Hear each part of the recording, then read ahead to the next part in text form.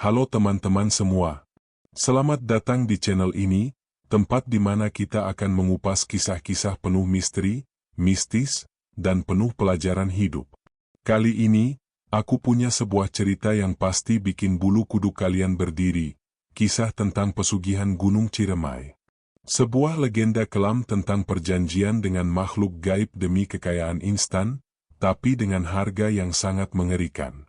Kisah ini bukan sekadar cerita seram, tapi juga peringatan bagi kita semua bahwa tidak ada kekayaan yang datang secara instan tanpa usaha. Jangan sampai kita tergoda oleh jalan pintas yang berujung pada kehancuran. Ingat, rezeki yang berkah adalah yang didapat dengan cara halal dan sesuai aturan agama.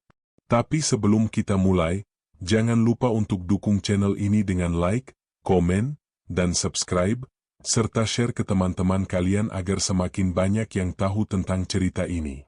Yuk, siapkan diri kalian, pastikan lampu sudah dimatikan, dan mari kita mulai kisahnya. Gunung Ciremai, dengan ketinggiannya yang mencapai 3078 meter di atas permukaan laut, berdiri megah di antara Kabupaten Majalengka dan Kuningan, Jawa Barat. Gunung ini tidak hanya menjadi destinasi bagi para pendaki, tetapi juga menyimpan berbagai cerita mistis yang telah diwariskan secara turun-temurun. Di antara kisah-kisah yang berkembang, salah satu yang paling menyeramkan adalah legenda tentang pesugihan yang konon dapat memberikan kekayaan instan bagi siapa saja yang berani melakukan perjanjian dengan makhluk gaib yang bersemayam di sana. Di desa kecil yang terletak di kaki Gunung Ciremai, masyarakat sudah terbiasa hidup dalam keseharian yang sederhana. Mereka menggantungkan hidup dari pertanian, berdagang di pasar, atau bekerja sebagai buruh. Namun, ada satu hal yang selalu mereka peringatkan kepada generasi muda. Jangan pernah berani mendekati bagian tertentu dari gunung itu, terutama di malam hari. Konon, ada tempat yang disebut sebagai Goa Iblis, tempat di mana orang-orang yang haus kekayaan pergi untuk melakukan ritual pesugihan.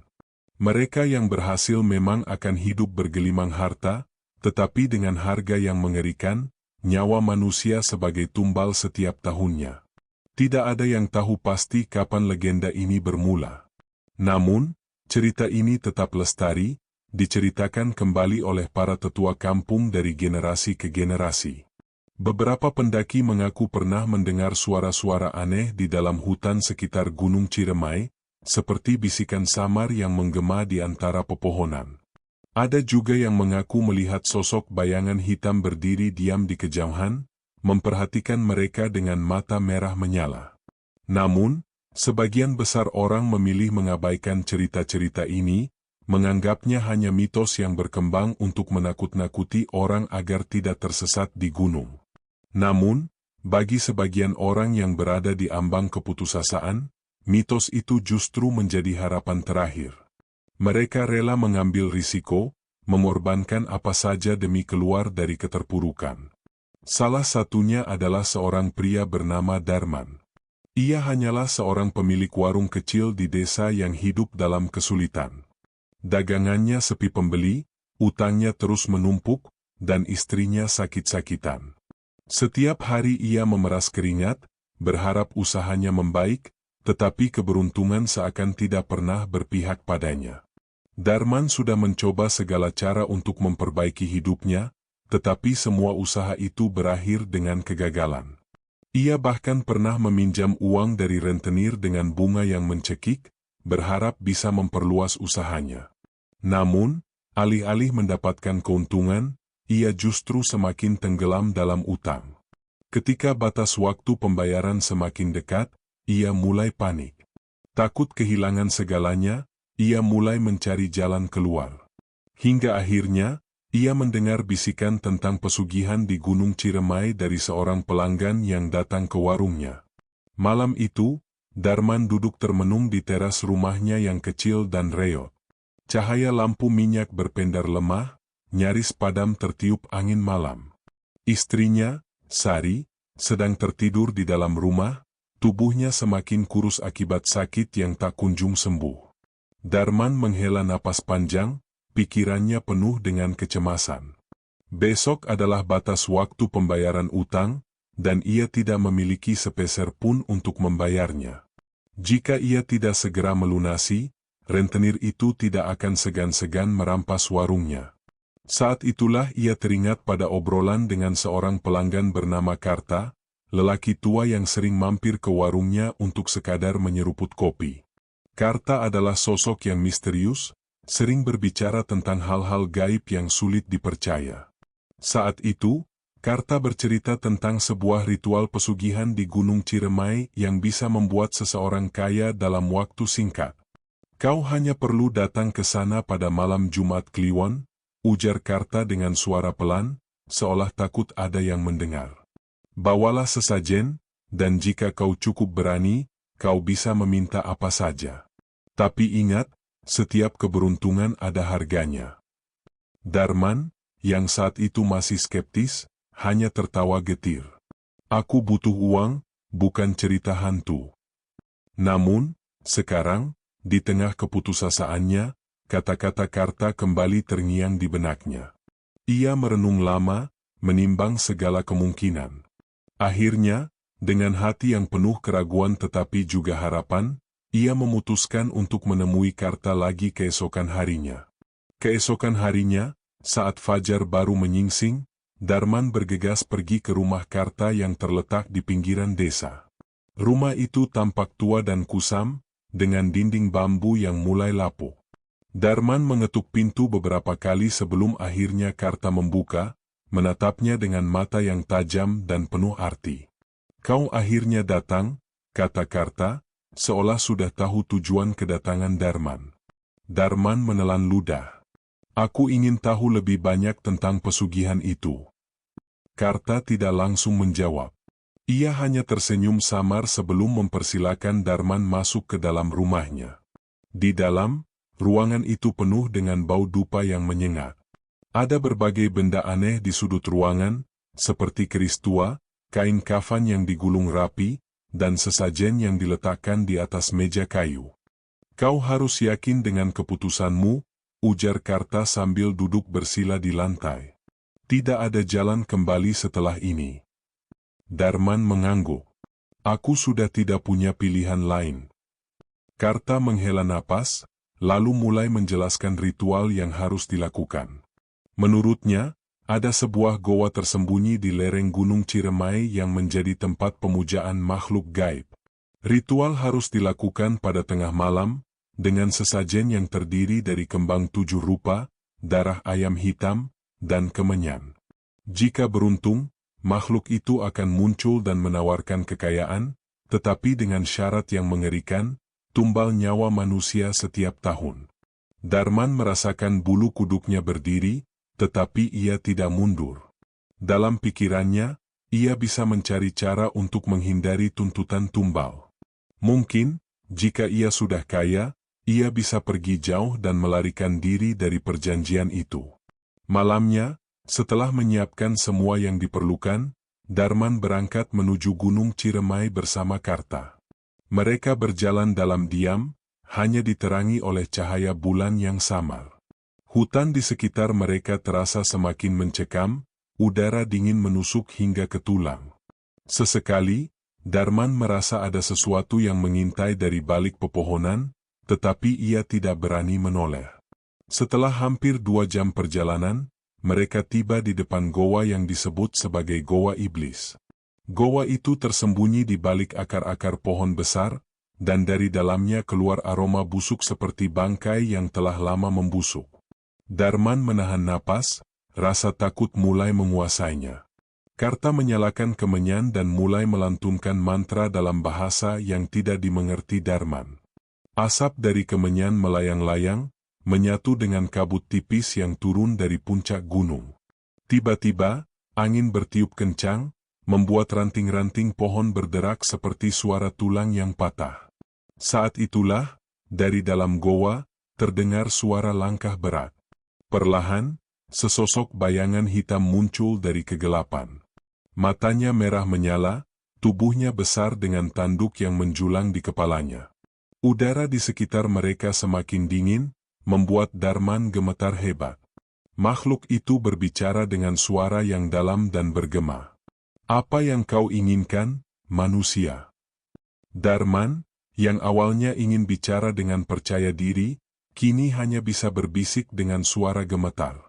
Saya ingin kaya. Saya ingin utang saya lunas dan hidup saya berubah. Makhluk itu tertawa pelan, suaranya menggema di dalam goa. Kekayaan bisa kuberikan. Tetapi kau tahu harganya? Darman mengangguk. Ia sudah mendengar semuanya dari Karta.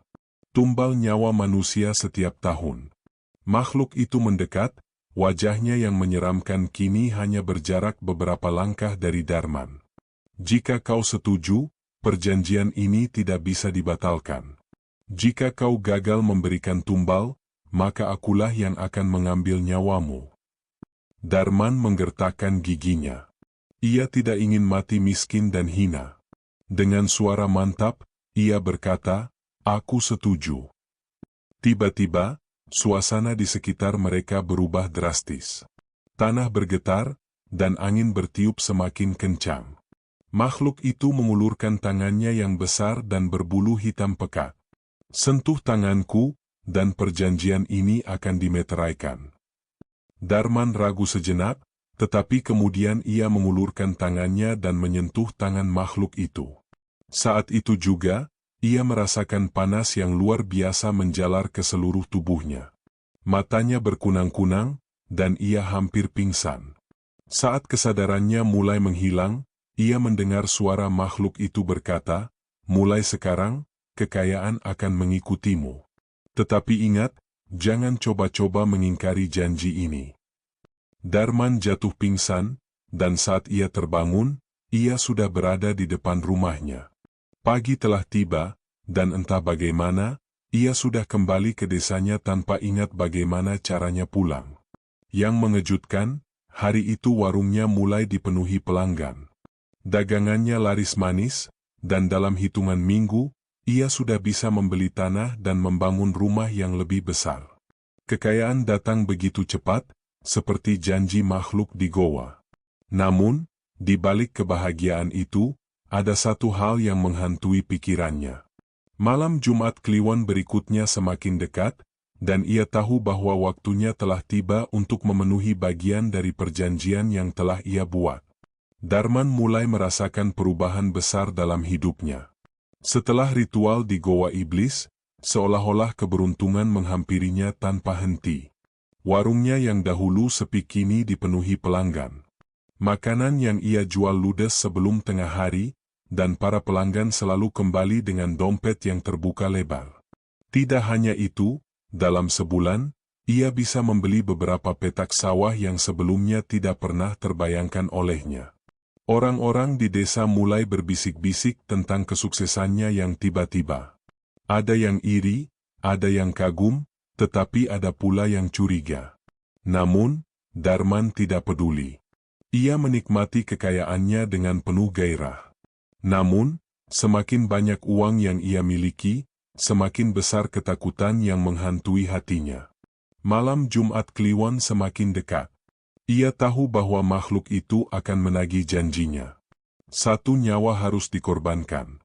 Malam itu, saat ia duduk di ruang tamunya yang baru direnovasi, terdengar suara ketukan pelan di pintu. Jantungnya berdebar kencang. Dengan tangan gemetar, ia membuka pintu. Di sana, berdiri seorang lelaki tua berjubah hitam. Wajahnya keriput, matanya tajam menembus jiwa. "Itu adalah Karta. Kau sudah tahu apa yang harus kau lakukan?" ujar Karta dengan suara rendah. Darman mengangguk, meskipun tubuhnya terasa lemas. Ia telah menikmati hasil perjanjiannya, dan kini ia harus membayar harganya. "Tapi, siapa?" bisiknya. Karta tersenyum tipis. "Itu pilihanmu.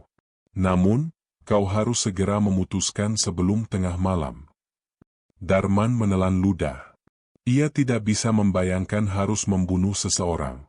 Apakah ia akan memilih orang asing? Atau seseorang dari desanya sendiri? Saat itu, bayangan seorang anak kecil muncul di benaknya. "Sarman, seorang bocah yatim piatu yang sering berkeliaran di desanya, meminta makanan dari satu rumah ke rumah lain. Tidak ada yang akan mencari anak itu jika ia menghilang, bukan? Pikiran itu membuat Darman mual, tetapi ia tahu bahwa ia tidak punya pilihan lain. Jika ia tidak menyerahkan tumbal, makhluk itu akan datang menagih nyawanya sendiri. Malam semakin larut. Angin bertiup dingin, membawa suara-suara aneh dari hutan di belakang rumahnya. Dengan langkah berat, Darman berjalan keluar, mencari Sarman yang biasa tidur di bel-bel dekat masjid. Saat ia menemukannya, bocah itu tertidur pulas, tubuh kurusnya hanya ditutupi sehelai kain lusuh. Darman berdiri di sampingnya, jari-jarinya gemetar saat meraih pisau yang tersembunyi di balik pakaiannya. Namun, tepat saat ia hendak menghunuskan pisau itu, Sarman terbangun. Mata bocah itu menatapnya dengan polos, tanpa rasa curiga. "Pak Darman," suara kecil itu terdengar mengantuk. "Kenapa Bapak di sini?" Darman tidak bisa menjawab. Tangannya gemetar semakin hebat. Ia merasa udara di sekitarnya semakin berat. Bayangan makhluk dari goa iblis muncul dalam pikirannya, menatapnya dengan mata merah yang menyala. "Kau sudah berjanji," suara itu bergema di dalam kepalanya. Darman menutup mata, hatinya berperang dengan dirinya sendiri. Jika ia tidak melakukan ini, ia tahu bahwa nyawanya yang akan diambil. Tetapi, apakah ia benar-benar tega membunuh seorang anak yang tidak bersalah? Keringat dingin mengalir di pelipisnya. Ia menarik napas dalam, lalu menghunus pisau itu. Namun sebelum ia bisa melakukan apapun, suara lain berbisik di telinganya. "Kau tidak perlu membunuh anak ini." Darman tersentak dan menoleh. Karta berdiri di balik bayang-bayang, matanya berkilat. "Ada cara lain," lanjut Karta. "Tetapi kau harus siap menerima konsekuensinya." Darman menatap lelaki tua itu dengan penuh harapan. "Apa yang harus kulakukan?" Karta tersenyum samar. "Ikut aku. Kita akan menemui makhluk itu langsung." Darman merasa ada sesuatu yang tidak beres. Tetapi dalam keputusasaannya, ia tidak punya pilihan lain. Ia mengikuti Karta ke tengah hutan, kembali ke tempat di mana semuanya dimulai, goa iblis di lereng Gunung Ciremai. Saat mereka tiba, kabut tebal menyelimuti goa. Bau anyir menyengat, lebih kuat dari sebelumnya. Karta menyalakan kemenyan dan mulai melantunkan mantra. Lalu, dari dalam goa, sosok makhluk itu muncul kembali. Kali ini lebih besar, lebih menyeramkan. Tanduknya menjulang tinggi, matanya merah menyala seperti bara api. "Kau gagal memenuhi janjimu," suara makhluk itu menggelegar. Darman jatuh berlutut, tubuhnya lemas. Aku tidak bisa melakukannya." Makhluk itu tertawa pelan, suara tawa yang dingin dan menusuk. "Maka kau harus membayar harga yang lebih mahal." Sebelum Darman bisa bereaksi, makhluk itu mengulurkan tangannya ke arah Karta. Lelaki tua itu tidak melawan. Ia hanya tersenyum tipis sebelum tubuhnya tiba-tiba diselimuti bayangan hitam yang berputar-putar. Darman hanya bisa menatap dengan mata terbelalak saat tubuh Karta mengering, kulitnya menempel ke tulang, sebelum akhirnya lenyap menjadi debu. Makhluk itu menoleh ke arah Darman. "Kau beruntung. Untuk kali ini, aku menerima tumbal penggantimu." Darman tidak bisa berkata apa-apa. Ia hanya bisa menunduk, jantungnya berdetak liar. Namun ingat, makhluk itu mendekat, suaranya kini terdengar lebih menyeramkan. "Tahun depan, aku akan kembali. Dan kau harus menepati janjimu, atau nasibmu akan lebih buruk dari lelaki tua itu." Lalu, dalam sekejap, makhluk itu menghilang. Goa kembali sunyi. Darman terduduk di tanah, tubuhnya lemas seperti tak bertulang.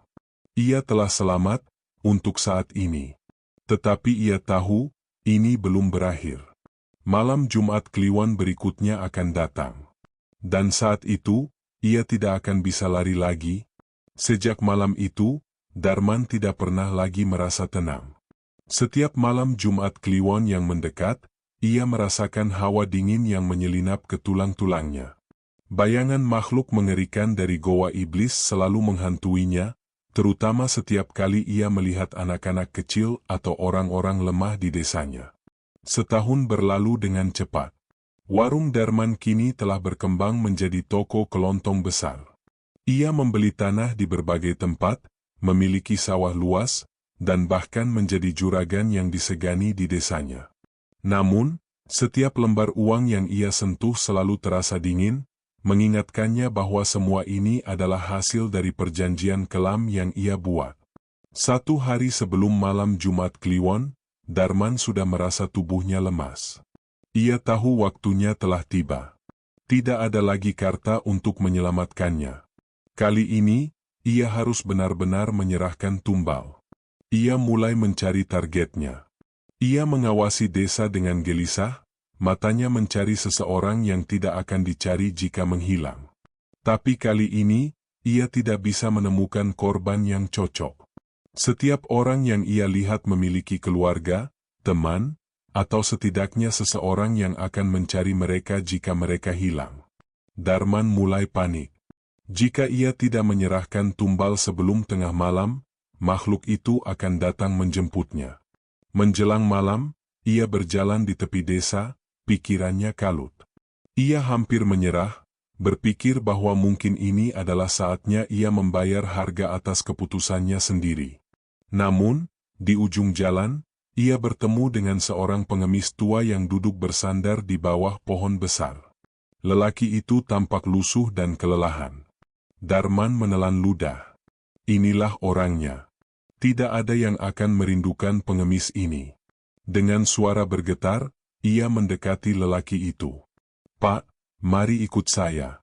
Saya punya makanan dan tempat untuk bermalam." Pengemis itu menatapnya dengan mata sayu, lalu mengangguk pelan. "Terima kasih, Nak. Saya sudah lama tidak makan dengan benar." Darman menggertakkan giginya. Ia merasa jijik pada dirinya sendiri, tetapi ia tidak punya pilihan lain. Malam itu, dengan hati yang berat, Darman membawa lelaki tua itu ke Gunung Ciremai. Mereka berjalan dalam diam, hanya suara dedaunan yang bergesekan ditiup angin yang terdengar. Saat mereka sampai di depan goa iblis, tubuh Darman mulai gemetar. Ia menyalakan kemenyan, persis seperti tahun lalu. Lalu, dari dalam goa, suara berat itu kembali terdengar. "Kau telah datang."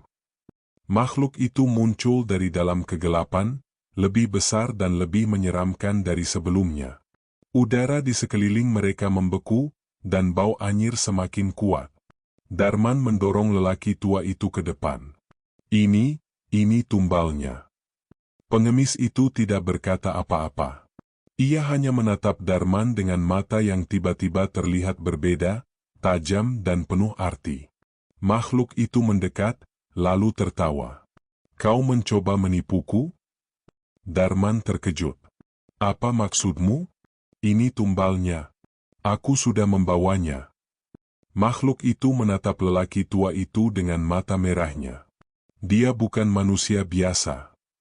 Tiba-tiba, lelaki tua itu berdiri tegak. Sosoknya berubah. Wajahnya yang tadi rentak kini berubah menjadi lebih muda, lebih tajam. Darman mundur ketakutan. Siapa kau?" Lelaki itu tersenyum miring. "Aku adalah penjaga keseimbangan. Dan kau, Darman, telah melanggar batas yang seharusnya tidak kau lewati." Makhluk goa iblis meraung marah, tetapi lelaki tua itu mengangkat tangannya. Dalam sekejap, tubuh makhluk itu membeku, lalu mulai menyusut seperti tersedot ke dalam kegelapan. Darman hanya bisa menyaksikan dengan ngeri. Lalu, lelaki tua itu menoleh kepadanya. "Kau telah mendapatkan kekayaan dengan cara yang terlarang. Sekarang, kau harus membayar harganya." Darman merasa tubuhnya tiba-tiba menjadi lemas. Ia jatuh berlutut, napasnya tersengal. Ia merasa sesuatu merayap dalam tubuhnya, merenggut setiap kekuatan yang ia miliki. Lelaki itu menatapnya dengan dingin. Kau akan kehilangan segalanya. Uangmu, kekayaanmu, dan bahkan nyawamu akan terhisap perlahan-lahan, sampai kau merasakan sendiri apa artinya menjadi seseorang yang tak diinginkan dunia. Darman ingin berteriak, ingin memohon ampun, tetapi suaranya tidak keluar. Lalu semuanya menjadi gelap. Keesokan harinya, penduduk desa menemukan Darman tergeletak di depan rumahnya. Tubuhnya kurus kering, matanya kosong, seperti seseorang yang telah lama tidak makan atau tidur. Semua kekayaannya lenyap dalam semalam. Warungnya tutup, tanahnya dijual, dan semua uangnya hilang tanpa jejak. Tidak ada yang tahu bagaimana itu bisa terjadi. Tetapi beberapa orang percaya bahwa ini adalah hukuman dari pesugihan Gunung Ciremai. Dan hingga hari ini, di malam Jumat Kliwon, suara bisikan masih terdengar di sekitar gunung. Seolah-olah ada jiwa yang masih terperangkap, menyesali perjanjian yang tidak bisa ia batalkan. Tamat. Wah, kisah tadi benar-benar mengerikan, ya. Dari cerita ini, kita bisa belajar bahwa segala sesuatu yang datang dengan cara yang tidak benar pasti akan membawa konsekuensi. Pesugihan mungkin menjanjikan kekayaan, tapi harga yang harus dibayar jauh lebih mahal, bukan hanya harta, tapi juga jiwa dan ketenangan hidup. Maka dari itu, teman-teman, jangan pernah tergoda mencari jalan pintas dalam mencari rezeki. Allah sudah menjamin rezeki setiap hambanya, asalkan kita mau berusaha dengan cara yang halal dan penuh keberkahan. Lebih baik sedikit tapi berkah, daripada banyak tapi berujung petaka. Buat kalian yang suka cerita ini, jangan lupa untuk like, komen, dan subscribe supaya channel ini bisa terus berkembang dan menghadirkan kisah-kisah seram yang penuh hikmah. Dan jangan lupa juga share ke teman-teman kalian, supaya mereka juga bisa belajar dari cerita ini. Terima kasih sudah menonton sampai akhir. Sampai jumpa di kisah berikutnya. Selalu ingat, rezeki terbaik adalah yang didapat dengan usaha yang halal dan penuh keberkahan. Salam horor.